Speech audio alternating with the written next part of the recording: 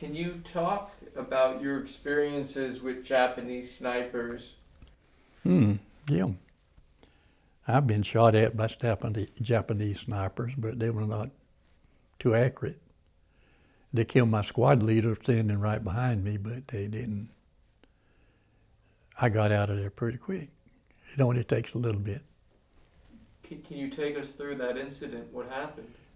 Well, my squad leader, I had set up where I could look over the hill and down to a valley where our guns were covering that and the hillside across from us. And I sat up and every once in a while I'd hear a sniper shot, so I was just being careful. And the squad leader was carrying an M1 and I carried a 45 and the machine gun. I borrowed his M1 because I kept, down at the base of the hill, I kept seeing some grass. Well, Marcetti and myself, he was the assistant gunner. And we kept seeing it. And we'd hear a shot, but the bullet wasn't going our way. But somebody was moving in that grass down at ground level. So I borrowed the M1 and I kept shooting down at that particular point. And periodically the grass would move and you'd hear that Japanese rifle. And he was seeing something I wasn't seeing. But anyway, my squad leader decided he wanted to shoot his own gun. I told him, don't come. And the assistant gunner said, don't come. We are hid pretty much. He can't see us for the same reason we don't see him.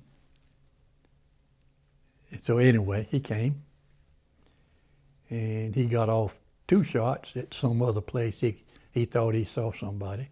You didn't always see what you were shooting at with a machine gun.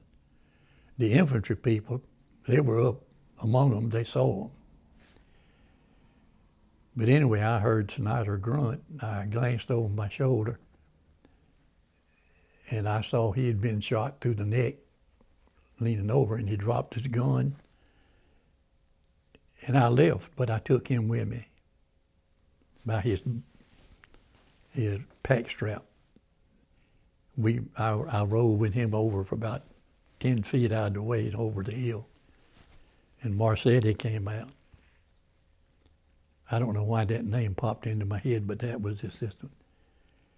Anyway, we got him back to the medics came up and carried him back. He died about 20 minutes later.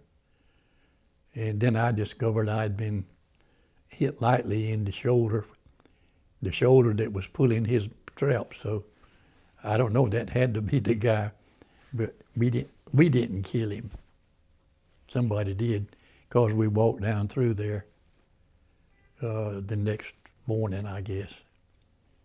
And there was a dead Jap lying down there. So I'm sure we didn't kill him, but somebody got him. And I lost the squad leader. But anyway, nope, it was just a fluke. If he had stayed over behind us where he should have been,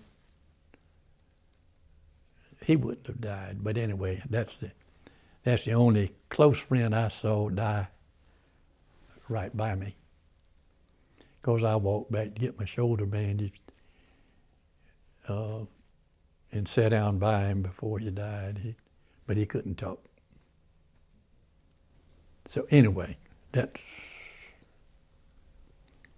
I'm sorry you had to go through that. Oh no, it's no problem. I don't dwell on it because he knew we were over there and he knew that we lost people out of the company. Off and on, not as much as the infantry company did, but regularly somebody would be hit with a sniper or the mortar shell would drop close enough to wound somebody. So it's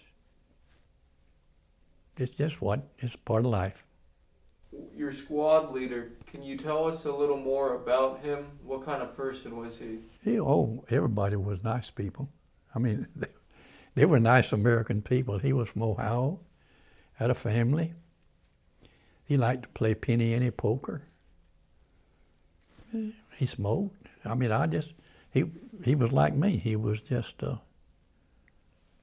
somebody that had been carried over there. In Luzon, just before we finished clearing out behind the summer capital in the mountains, we were set up one evening for a bivouac, and it's a trail about 1,500 yards in front of my position. So I set my gun up and pointed it at that trail and estimated the range for 1,500 yards, and told him, when the sun comes up tomorrow, I'm going to shoot on that trail and there'll be somebody on it. And they said, no, there ain't going to be nobody over there. But anyway, when the sun came up behind us, it came up over the hill, and eventually that trail came up. You could see the path around where people had been running, or animals, and it turned out to be people.